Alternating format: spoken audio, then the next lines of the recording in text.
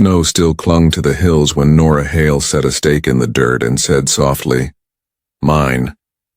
She did not speak to people. She spoke to land, to bees in wooden crates, to the clear creek that cut her claim. The town had called her a witch woman. They watched her pestle and whispered. They waited for her to bow to a man with money and a fine roof. She walked away. Now she stood in a plain dress and shawl under a wide Montana sky. She counted what she owned: 3 hives, a box of herbs, a stove, a hammer, a Bible with a pressed fern and a stubborn will. The shack was barely a room. She set the stove, patched a gap with canvas, and coaxed a thin fire. Then she carried the bees to a strip of sun. Each box she lifted with care, feeling the hum against her palms. "Easy, girls," she whispered. "We'll keep quiet here." The creek ran like a silver rope. She read its speed and depth the way some read letters. By midday, a horse moved along her fence. The rider slowed, hat brim low, 2 fingers raised in greeting. He kept to the boundary. Everyone knew his name: Levi Carter, widower, cattleman. A boy of 8 is at home. He guarded water like breath. Nora nodded and went back to work. The first posts went in crooked and honest. She drove them with a rhythm: heel, lift, drop. That evening she brewed willow tea and wrote a list on the back of an old flyer: nails, flour, salt, lamp oil. She drew a small bee beside sugar and allowed herself one smile. Night fell fast. Cold slid through the canvas like a bone hand. Nora banked the fire, set her boots by the door, and listened. Farther off, hooves. Not drifting. Not friendly. She blew out the lamp and set her palm on the door plank. Wire sang. Once. Twice. A plucked note, wrong as laughter at a grave. She opened the door a finger's width. Moonlight lay a pale path across the grass. 2 shapes moved by the fence, low and quick. She smelled tobacco and horse sweat. Metal clicked. The wires sagged. Nora did not scare easily, but she was not foolish. She let the dark hold her. She took up her hammer and stepped outside slowly. "Who's there?" she asked. The shapes froze. One turned his head enough for her to see a smile that did not reach his eyes. "Fence is wrong," he said. "Carter's line runs here." "This is my line," Nora answered. "Surveyed legal. Paper tiers," the other said. "Wire cuts, they slipped away like coyotes." She did not follow. When they were gone, she set the lamp low and retied the wire. Her hands shook after, not during.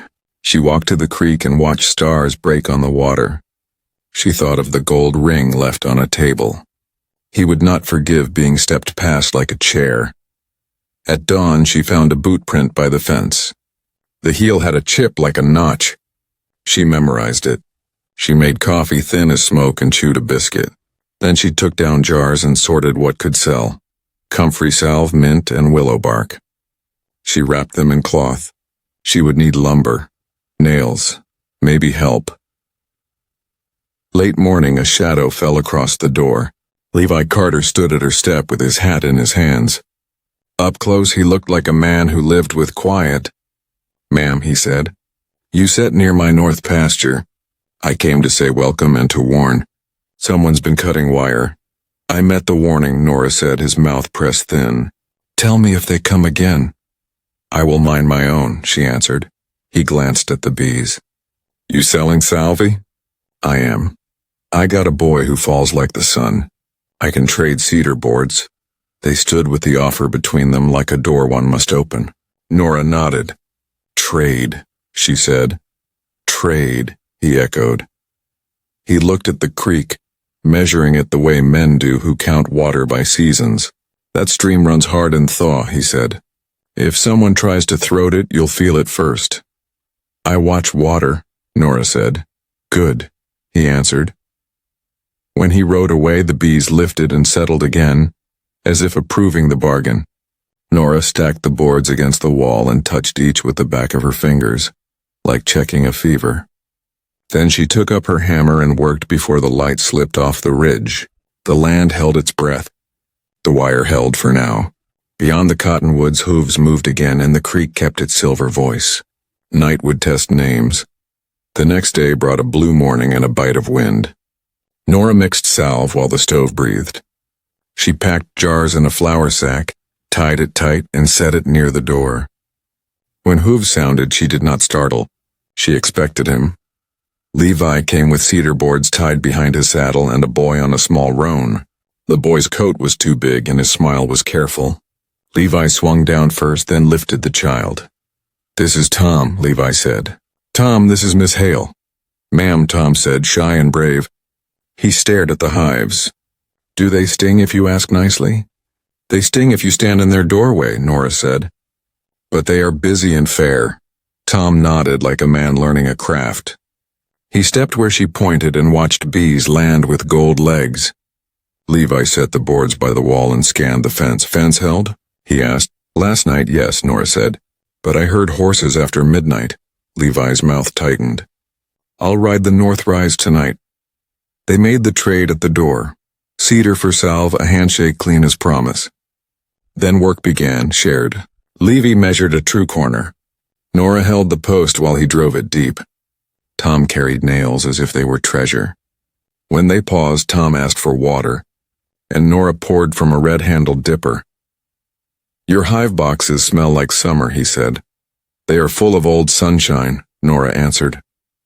A rider showed on the far slope, then slid behind brush. Levi watched without turning his head. "We'll finish this brace," he said. "Then I'll walk your list to town. Tom can carry the salve to Mrs. Yates." Nora thought of Town Eyes, the ring she left on a table, and the Baron with river deeds. "I am fine selling at the step," she said. "People pay more if they can say they bought it on Main," Levi replied. "You are not a foolish man," she said. "No," he answered. "But I live among them." They finished the brace. "Tom," he said, "show Miss Hale that trick with the twine." Tom's hands were quick. He made a loop and a slip and a neat bite that held the end. "Pa taught me," he said. "It will keep a hive lid from lifting in a blow," Nora said. She tied one box with his knot and nodded. The boy stood taller. They ate noon bread and thin dried apple. Levi took the list and the money she pressed into his palm. He did not count it. "Back before dark," he said. Tom looked torn between staying and going. "Can I see the Queen?" he asked. "Not today," Nora said. "She must be left to her quiet. But you can listen." They put their ears to a hive wall. The sound was like a soft engine, steady and sure. Tom's face went solemn. "They sound like church when the hymn starts," he said. "Yes," Nora answered. "But they never stop." Levi studied Nora when she did not see. He saw the way her hand steadied near the boxes and the way her eyes moved over the water and fence. He read her stance, the plain line of a will that did not wobble. He left for town. Nora worked on the roof seam and set a second stovepipe brace. Tom followed with awe, asking small questions with care. She answered each as if his questions were nails that needed setting. "Why do people call you names?" he asked at last. "Because I do not bend where they wish," she said. "Because I mix herbs and keep bees and did not marry the man they expected." "Pa says people who talk hardest often work least," Tom said. "Your pa is not foolish," Nora replied. Shadows pulled long. Levi returned with flour, salt, nails, lamp oil, and a square of canvas. He also brought word that the Baron's men had asked questions about the North Creek and a claim causing trouble. "Mine," Nora said. "Yes," he answered. He set the goods by the hearth. "We'll double the wire at the crossing. I'll post a rider on my south ridge. If you hear 3 short whistles, it's me. 2 means it's not." After they left, night rose like water in a well. Nora lit the lamp and set the new canvas tight. She wrote in her list, "Cedar debt paid." Tom good with knots. Levi keeps his word. Then she cleaned the pot. From the pasture came a voice through the dark, a boy trying a whistle, then trying again. 3 short notes came thin across the grass. Nora smiled where no one saw. She answered with 3 soft notes on her tongue and felt less alone. By the 3rd week, the creek spoke in a thinner voice. Nora felt it in her wrist when she dipped the pail. Less pull, more echo. At dawn, she walked the bank and saw the marks. Fresh shovel cuts above the bend, a peeled stake driven where no survey allowed it. Debris nipped the current like a hand at a throat. She traced footprints. 2 men with square heels. One heel showed a chip like the print on her fence. A horse dragged its left toe. By noon, Levi rode in from the North Ridge, dusted white. "They've started," he said. "I saw," she answered. "They're cutting a side channel upstream, feeding it to the Baron's lower ditch. They call it cleaning silt. It's theft. How long before my boxes starve?" "Days, not weeks," he said. "Bees fly far. Roots do not." They stood while the bees wrote gold circles in the light. The creek carried thin mirrors of sky. Tom's whistle floated from the pasture. "I'll file a complaint," Levi said. "I'll bring the survey and the old ranch letters. The witness who measured this bed before the war. I'll show up with plats and receipts." At the cut-through, a plank dam flickered in the current. Levi squatted and touched a cedar peg. "Hasty hands," he said. "But many." "Don't pull it yet," he added. "I wasn't going to," Nora said. "They want a scene to sell." Back at the yard, he unlatched 2 more boards. "I'll bring a man who argues in rooms." "You trust him?" "I trust your eye for men more than mine," she said. Riders passed along the far ridge and slid toward the Baron's big house. In town, the talk began. It reached Nora as fragments. A joke about honey curing bad hearts, a warning about women who whisper over boiling pots, a tale that said she lured boys with sweets. She worked and let the words blow past. Toward evening, a wagon rattled up. Mrs. Yates wanted more salve, and with her came a woman in gloves too tight. Mrs. Yates spoke so the wind could carry. "Miss Hale, your willow rub eased my man's back like mercy. We'll take 2. The gloved woman peered at the hives. "I heard you speak to bees as if they were souls."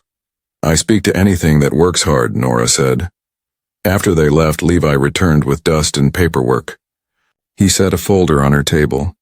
"Hearings Thursday," he said. "Short notice." "They want a rush." "Good," Nora said. "Quick lies are easier to catch." He almost smiled, then shut again. "Men at the store tested my name," he said. "Said a rancher with sense keeps his range clear of talk. Said a widower owes his boy a quiet life." "And what did you say?" she asked. "I said my boy owes the truth a father," he answered. Night turned brittle. Wire sang once, twice, then silence. Nora did not go out. She moved a hive a foot east, settled a restless cluster, and whispered steady words until the hum evened. At dawn, the Baron rode the ridge with 2 men. He did not come down. He tipped his hat like a man saluting his own reflection. Nora watched him the way a cliff watches a flood. Before Levi returned, a town boy brought a paper in a blue envelope. It claimed a clerical correction on the creek mark. The seal looked too fresh, the ink too black. The signature looked like a hand guided by another hand. Nora boiled the kettle, set the paper under a cup, and laid out her own documents. Dates mattered. Stamps mattered. Names mattered. She squared each corner as if building a wall. Levi came at a run and he tried not to show. He read the page and laughed without humor. "Forged," he said. "Sloppy," she said. "We'll still lose hours to argue it," he said. And the creek loses water while men talk. They spent the day like hauling rope, copying plats, rolling maps, labeling jars for trade because food did not wait on justice. Tom cleaned the yard and tied every hinge with his new knot. Clouds stacked but gave no rain. Near dusk they walked the creek again. A fish lay on its side, gill working at nothing. Nora lifted it back into a deeper run. It flicked and vanished. "They'll want to make you a story," Levi said. "Which saint or fool?" "I am a worker," she said. He looked at her with relief. "Thursday," he said. "We go together." "Yes," she said. From the pasture, Tom whistled 3 notes. The creek answered with a thin song. Night crept in, and somewhere on the ridge a shovel struck earth again, patient as a clock. They were ready. Smoke arrived before the men. It came at dusk like a warning. Nora smelled it while she strained honey by lamplight. This was not stove smoke. It was green wood and tar. She stepped outside. The West Ridge were a dirty band. The bees lifted and settled in uneasy waves. Hooves moved in the draw, then voices. Levi was not in sight. Tom had ridden home at noon. A spark slid across the grass near the far hive stand, then another. Someone tossed a pitch knot. It hit dry straw. Blue flame licked and grew. Nora grabbed the water pail and ran. She kicked the knot into bare dirt, stamped until her boots smoked and doused the grass. Another flame jumped up behind her. 3 figures rose from the brush. One wore a low-crown hat. Another dragged a limp. The third swung a burning rope. "This is Carterland," the low-crown said. "My hives are on my side," Nora answered. The limper flung his rope. It hit the stand. Wax took light. Flame ran like oil. The evening went orange. Nora did not shout. She worked. She hauled wet sacks from the barrel and slapped at the fire. She pulled a hive box down and set it on soaked ground. Bees swarmed her hair and sleeves. "Easy, girls," she said. From the north came a hard, fast ride. Levi burst from the cottonwoods. He saw the fire and the men and turned his horse to cut the spread. He leaped down and beat at sparks with his coat. "Tom," Nora called. "At home," Levi said. A cry rose from the pasture. Tom, small and far, ran toward them. Behind him a second fire leaped by the empty hay shed. The men had split their work. "Get the boy," Nora said. Levi ran. Nora stayed with the hives. She shoved a box onto a sled, roped it and dragged it toward the creek.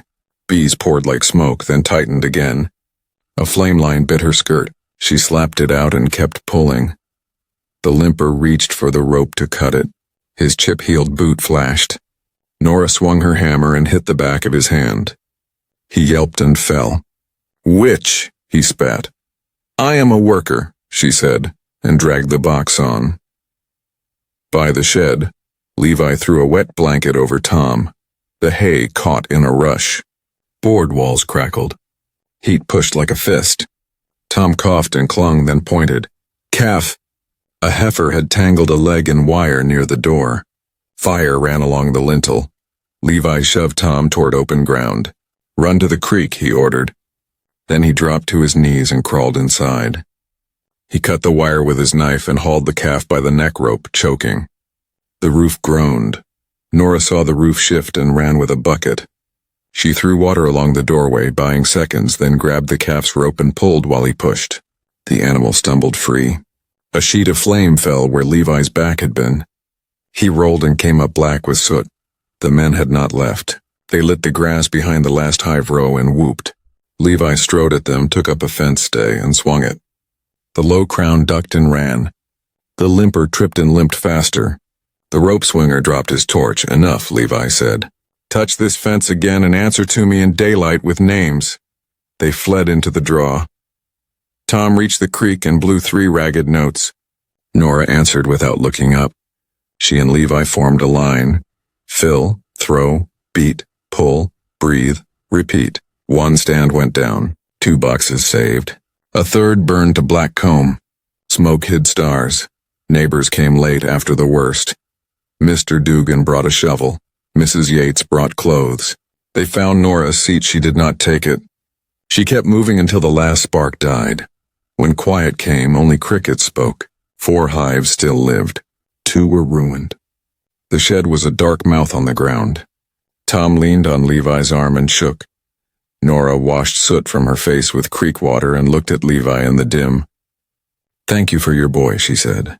"He is my heart," Levi answered. Mrs. Yates touched Nora's shoulder. "Town will talk," she said. But they saw the smoke.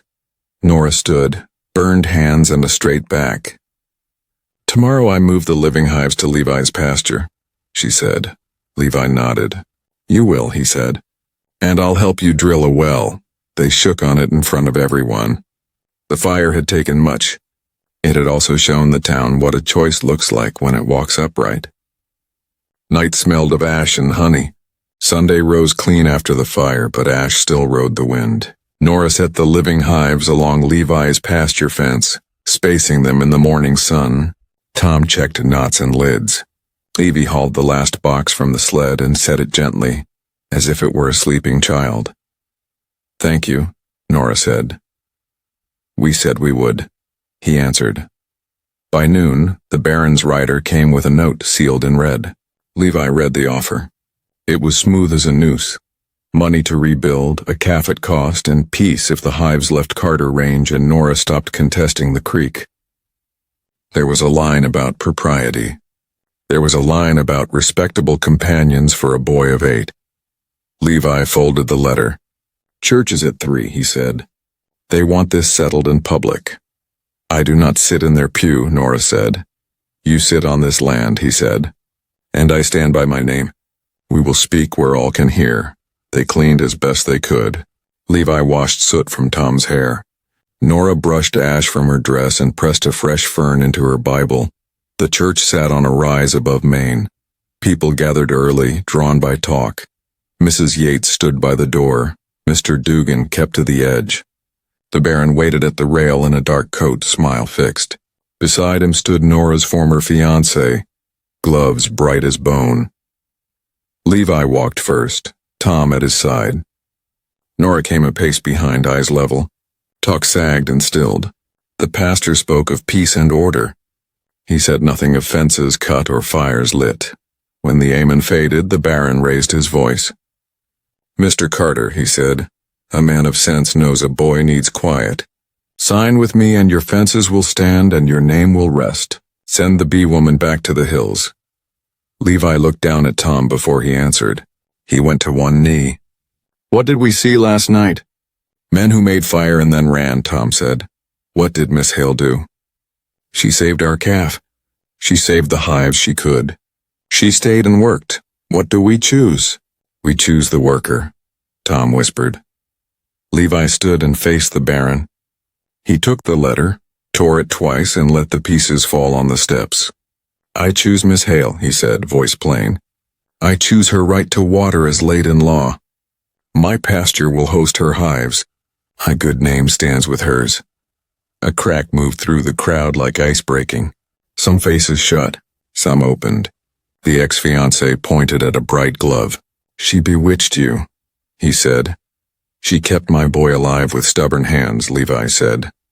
"If that is witchcraft, we need more of it." The pastor fluttered. "Brethren, no," Levi said, not loud but flat. "We are done with soft words over hard deeds." Mrs. Yates stepped to Nora's side. Mr. Dugan cleared his throat. "I saw smoke while the Baron's men asked me about ditch grades at dusk," he said. The Baron's smile thinned. "You are making an enemy," he said. "I am making a life," Levi answered. Nora spoke steady and simple. "I do not need your protection," she said to the Baron. "I need room to work. Leave the creek alone." "You will be sorry," the ex-fiancé said. "I was sorry once," Nora said. "It ended when I walked away." Wind lifted the torn paper and sent it down Maine. Tom watched it go. Levi took Nora's hand where all could see. It was a worker's clasp, palm to palm. "My pasture is yours for the hives," he said. "We start a windmill well this week. I'll give labor and lumber. You teach Tom knots and the care of bees." "I will," Nora said. A low murmur moved. Some turned away. Some nodded. The pastor dismissed the crowd with a short hymn. After Mr. Dugan said he had an auger they could borrow. 2 men who had kept quiet muttered that a man ought to drink from a creek he does not steal. The Baron gathered his coat and shadows and rode off slowly. The ex-fiancé met Nora's eyes and looked away first. Levi, Nora, and Tom walked down the hill. Main Street had a different shape now.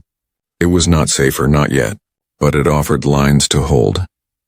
Back at the pasture, the bees lifted like sparks in clean air. Tom ran for the auger, eager to help. Nora felt the ground answer her weight.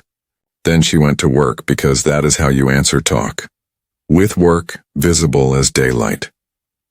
Levi set post by the well site while Tom marked circles in dust with a string and small stones. Monday came with thin frost and a brass sky. Nora woke early, packed maps, receipts, and a survey copy in a flour sack and tied the knot Tom had taught her. She wore a plain dress and a clean shawl. Levi rode up at first light. Tom ran beside the horse. The hearing is at 9, Levi said. They moved it to the depot office, less room. Fewer ears. Crowds trouble them, Nora said. They prefer paper that says yes, he answered. They took the wagon. Frost cracked under the wheels. At the bend, the plank dam still bit the current and a side channel flashed like a cut. The depot smelled of oil and grain. A clerk with slick hair set a table and 3 chairs. The Baron waited by the window. Beside him stood Nora's former fiancé. The clerk read names. Carter Levi. Hale Nora. Respondent, Baron and Company. Nora laid out her papers. Maps rolled tight, receipts stacked by date. Her hands shook once, then steadied. The clerk began. He called the creek by a number. He called the diversion maintenance. He called forged marks clerical adjustments. The purpose, he said, was to clarify boundaries and prevent disorder. Levi kept his voice plain. My deed fixes water at the midline of the natural bed. The Baron's men cut a ditch to pull water to his lower grade. Here's the 1869 survey. Here are letters from the first rancher who set stones at the oxbow. He laid papers like boards. Nora slid a map across and pointed.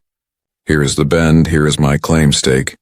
Here is the bank scar the spring flood left before they tampered. These are the dates. The Baron's man spoke sweetly. He praised order. He said bees thrive anywhere, that a rancher's duty stands higher than a wash along Willow. He pushed a blue paper with a heavy seal. Nora saw the wrongness. The paper grain ran crosswise. The date number had a curl that the county never used. This is false, she said, setting a receipt beside it. This was signed the same day by a hand that wrote straight. That one leans. The clerk frowned. We will review after testimony, he said. Her former fiancé cleared his throat. The company serves the public. Miss Hale is spirited. She means well. But she does not always understand our customs. Heat rose. Nora let it pass. I understand work, she said. I know how it feels to lift a pail twice because a ditch steals what the creek should give once. Tom sat on the rear bench and watched the clerk's pen. It paused most when Nora spoke. They walked the line between fact and delay for hours. The clerk asked for copies already given. He asked if bees could be moved as if cows could be herded on a whim. He asked if Nora's salves were medicines trying to shove her into a box. She stayed simple. I am a worker, she said. At noon, the clerk called recess. Outside, the cold sun hit the street. Mrs. Yates brought a basket. Eat, she told Tom. She pressed bread into Nora's hand and stood where others could see.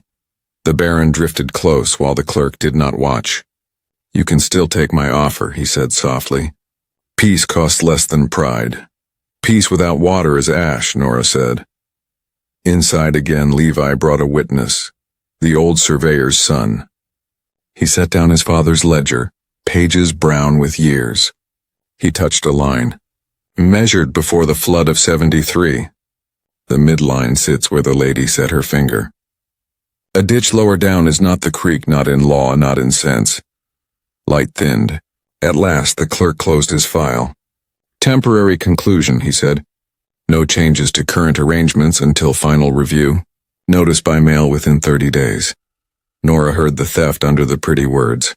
No order to pull the dam. No fine, no rush. Water would keep slipping while paper walked.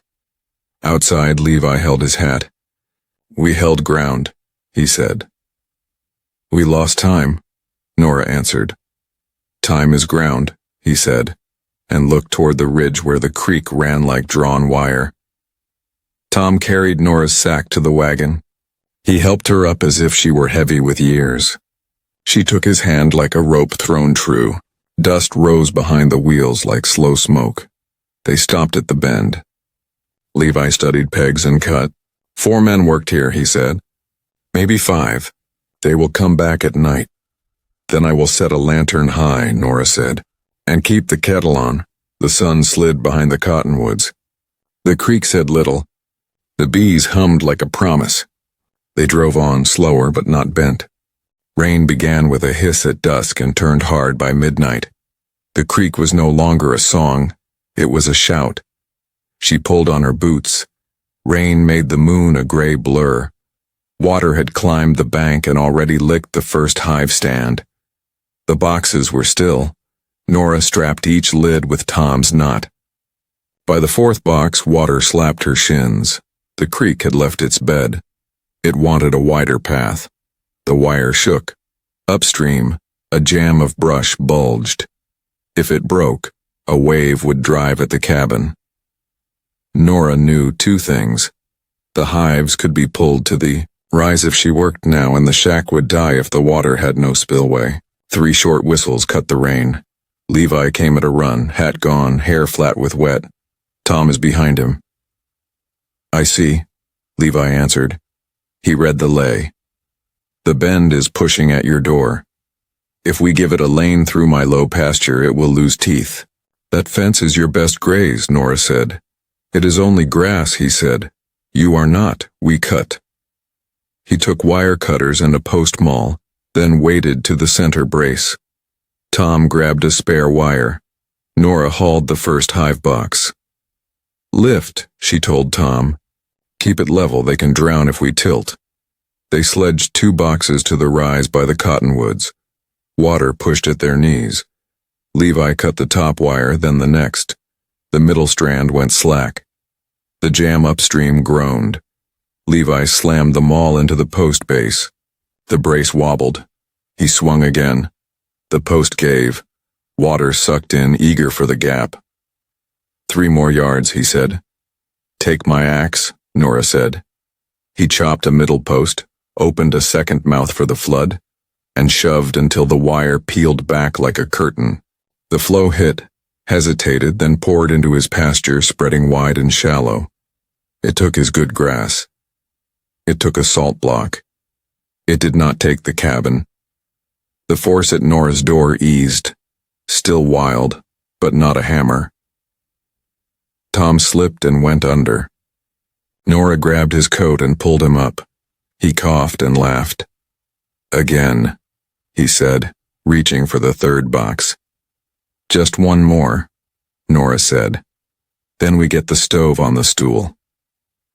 Levi widened the spillway until it was a proper gate of water. He tied the loose wire so it could not whip. The pasture drank the flood and turned into a lake. The jam broke.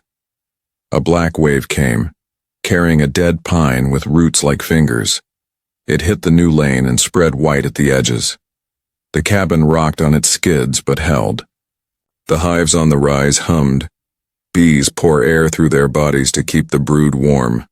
Nora and Tom lifted the stove onto the stool. Hold, she told the small house. Hold, you brave old thing.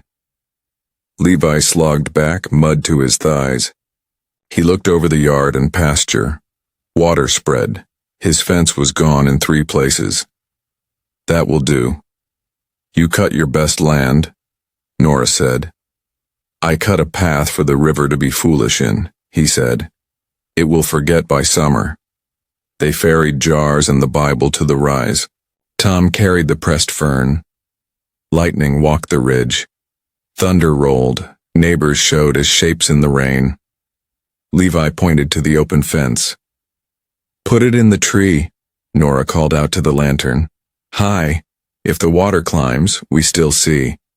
Hour by hour, the water kept to the new path. It still lashed at the cabin, but each surge lost its spite against the wide sheet. By dawn, the rain thinned to a mist. The creek came back. The cabin stood crooked, but it stood. The hives lived. Levi sank onto a block of wood and poured water from a boot. He laughed glad. We'll rebuild that fence as a gate, he said. A hinge for floods. Nora sat on the wet step. She leaned her shoulder against his arm. You cut your fence, she said. I chose, he said. Now the town can see what it cost and what it saved. The rain beat steadily. Nora and Tom hauled a 3rd box by the skids. Levi pointed. 1 more there, then the stove. They moved in a rhythm. Lift, drag, breathe. When Nora stumbled, Tom braced his back against the corner. The lid rattled. Bees throbbed but did not break. Levi cut another span and tied the wire to a cottonwood. Water rushed through the new mouth. Inside the shack, Nora scooped the small things that make a life. 2 spoons, a tin of salt, a scrubbing brush, a folded shirt, and the Bible. She set them in a crate and pushed it up on the bed frame. The bed legs creaked but held. "Stove," Levi said, and they lifted the iron box. Their hands slipped on wet metal. They gripped again. The stool took the weight. "Good," he said, voice low. They waited through a long minute for the water to change from rush to run. Nora put a hand flat to the wall and felt the shove ease. The rain softened.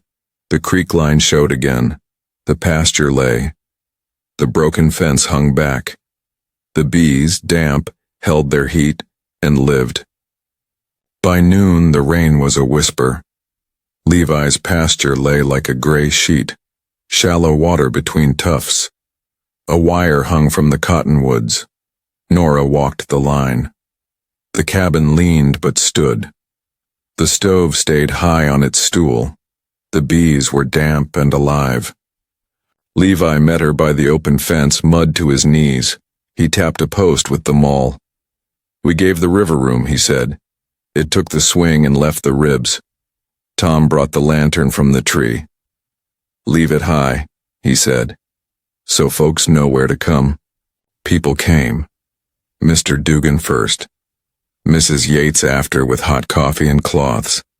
Mrs. Yates pressed a tin cup into Nora's hands. "You saved your place," she said. "He cut his own fence for you." "For the creek," Nora said. "For sense." Near the door she found a heel print deep in silt. The same chip-notched mark she had studied last month. She set a wooden box over it. "Tell the clerk to bring his eyes," she told Mrs. Yates. Levi counted losses plain. 3 spans of wire, a brace, 1 salt block. Good grass turned to soup. But the calves live. The boxes sing. Tom stacked driftwood and dug a half-buried bucket from the mud like treasure. By mid-afternoon, the depot clerk arrived on a nervous horse. He lifted the box and stared at the print. "I came to observe," he said. "Observe this," Levi answered. "A made ditch sped the flood. Our gate spread it. Her house stands because water had room." "I will note what I saw," the clerk said. "Note who brought coffee and who brought fire, Mrs. Yates added. The Baron rode the far ridge but did not come down. He stared a long time and slid behind his cottonwoods. Bees fanned at the hive doors, drying their house with small wings. Nora listened and felt her chest loosen. Work was beginning again. They walked the spill path. It ran like a pale scar across dark ground. "Grass will return," Levi said. "We'll seed clover. The cows will forgive me by July." "You chose?" Nora said. "I did," he answered. "I would again." Neighbors stayed to help. Levi set new posts deeper where the water would flow through. He sketched a gate. "Iron pins here," he said. "Drop bars when the river sleeps. Lift when it roars." Nora planned the well. "Windmill here," she said. "Close enough for a child's yoke, far from the hives." She pressed a stone where the auger should bite. Tom tied a cord between stakes and checked it twice. Mr. Dugan fetched the auger. 2 hands brought rope and will. Mrs. Yates sent word down Maine that a table would be set for anyone who labored. Men who had kept quiet started to speak with their hands. A town that had watched began to build. Before sunset, the clerk sketched the heel print in his book. He compared it to a mark on a paper and would not meet Nora's eyes. 30 days, he said weakly, but I expect adjustment. "We already adjusted," Levi said. and nodded toward the open gap where water still walked gently. They tallied what could be saved. Nora's Bible lay open on the step, the pressed fern safe.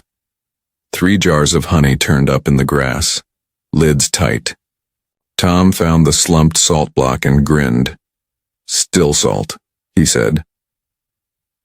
The creek settled to a run. Frogs started in the flooded patch. Nora marked the high water line on the doorframe with a coal nub and wrote the date. She made the same mark on the cottonwood at the gate. "So nobody forgets," she said. Levi rolled the wire. "Tomorrow we hang hinge pins," he said. "Next day we lift the frame. When the windmill comes, we trench and lay pipe. We will not wait on paper." "We will not," Nora said. Tom blew 3 short notes. From the south line another whistle answered, friendly and far. They went inside the tilted cabin and eased the stove back to the floor. Nora wiped mud from the iron door and set a match to kindling. Smoke rose thin. The room smelled of wet boards, hot metal, and honey. Levi stood in the doorway. Water dripped from his coat hem. He looked at the small fire and at the careful way Tom set the fern back in the Bible. He let out a breath he had been holding. "Tomorrow," he said. "Tomorrow," she echoed. Outside, the last shallow sheets drew down into the ditch and the creek kept its lane. Inside, the flame steadied. Night would be kinder than last, they believed it. Now. The bees, drying in their boxes, went on with their work. So did the 3 of them. Morning brought a pale sun and a steady plan. Levi marked holes for the hinge posts. Nora checked the rise where the hives now stood. Tom carried bolts in a tin and counted them like coins. The creek ran honestly low but clear. The pasture wore a new map cut by water. They set the first post in a deep socket packed with gravel. Mr. Dugan held the level. Levi tamped with them all until the wood sang. "Pin goes here," he said. Nora greased the iron with tallow. Tom slid the lower pin through and grinned. By noon the frame took shape. 2 stout rails with cross braces, wide enough to swing a flood, and strong enough to hang all summer. "A gate that knows 2 languages," Nora said. Closed to cattle, open to water. Mrs. Yates arrived with bread and coffee. She looked over the work. "I see sense written in lumber," she said. "And I see a town learning to read it."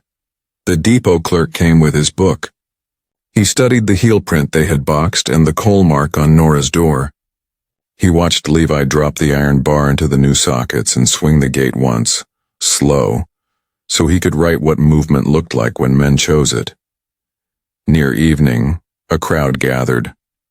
2 boys from the livery brought a coil of wire. The blacksmith's apprentice carried a brace plate he had hammered straight.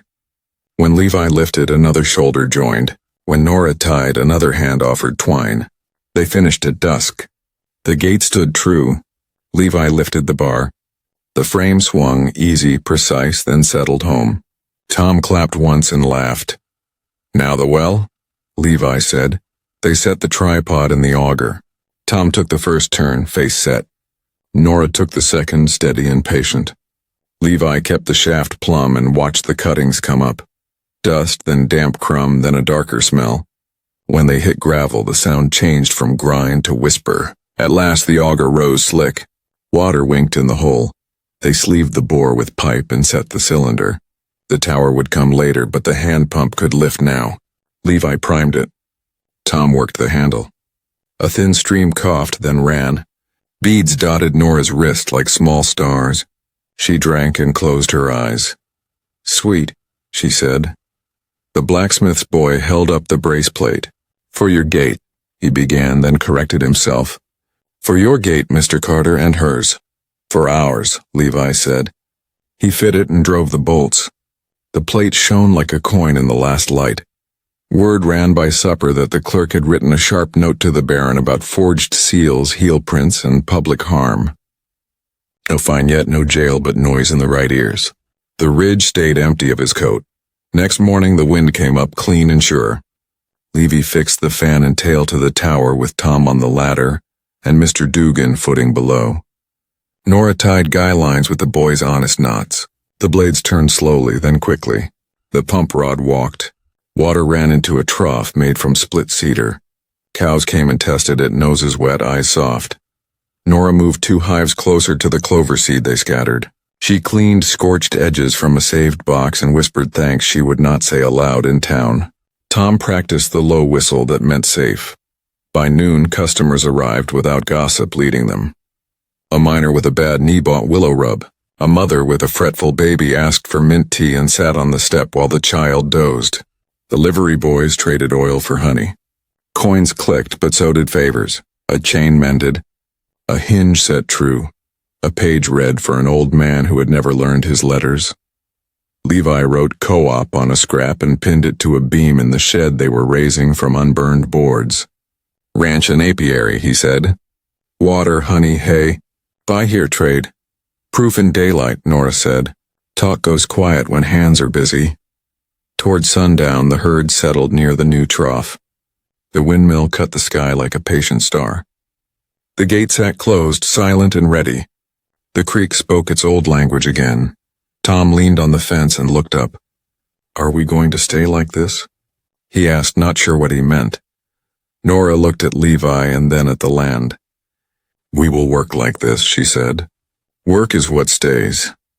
Levi touched the top rail, thumb finding a nick he had left years back. And we will choose like this, he said.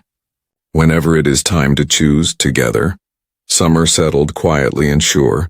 Grass rose where the flood had walked. Clover opened and bees came like small weather. The windmill turned patiently like a clock. The new gate waited, iron bright. People learned the path to the pasture. They came with jars and empty buckets with sore backs and questions. Coins clicked and favors did too. A miner paid for willow rub and mended a chain. A mother traded warm bread for mint and a lesson in steeping. The clerk visited, sketched the gate and the coal mark on Nora's door and sent copies to the capital. The Baron rode the ridge less. Levy counted calves and cut hay. Tom ran errands proudly. Nora split a strong colony and set 2 new boxes in a sweet line. She smoked enough and lifted frames like sleeping children. The yard answered with honey. They raised a small shed with a wide door and a shelf for jars. Over the beam, co-op became a sign Tom burned with a hot nail. Ranch apiary. Below it he burned 2 words. Water fair. On market day, customers did not edge away. The miner returned. The mother brought her sister. Boys who had laughed asked Tom to show the knot that keeps a lid in the wind. A woman who once turned her back pressed a ribbon into Tom's hand. For the queen. He tied it to a hive stand and grinned. One evening, after the herd drank and the bees settled, Levi brought a bundle to the cottonwoods. He unrolled 2 sanded boards and a short iron bar. A gate wants a bench, he said. They set the boards between the roots and fixed the iron. Tom tried the seat and declared it true. They did not say the word home. They did not need to. Late summer a letter came. The clerk read it properly. The judge wrote that creek means creek, not ditch. That forged seals were a stain, that the midline shall hold, and that repair must be done at the company's cost. No jail, but money, time, and an apology in print. Men in plain coats closed the illegal cut, set rock where the bank was thin, and one Sunday read an apology on the church steps. It was not music, but it was clean. Work did not stop. Levi taught Tom to ride with his heels and not his hands. Nora taught Tom the soft clap that settles a swarm, and showed Levi where to stand in the smoke so he could see. They learned each other's tools. They shared the same can of nails and used the same pencil until it was a nub. The windmill kept its slow hymn. Evenings, the bench under the cottonwoods gathered the day's ends. Tom's whistle, a frog. The creek whispering through the new gate where grass had begun to heal. Some nights neighbors sat with them. Some nights were theirs alone. One dusk, Nora set the Bible open between them. The pressed fern lay whole. She did not read.